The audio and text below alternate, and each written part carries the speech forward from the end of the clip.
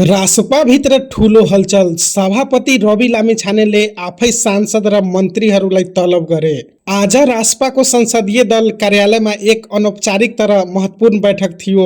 मुख्य सचेतक कविन्द्र बुर्लाकोटीको अनुसार यो बैठकमा सबै मन्त्री र सांसदको अनिवार्य उपस्थिति खोजिएको थियो।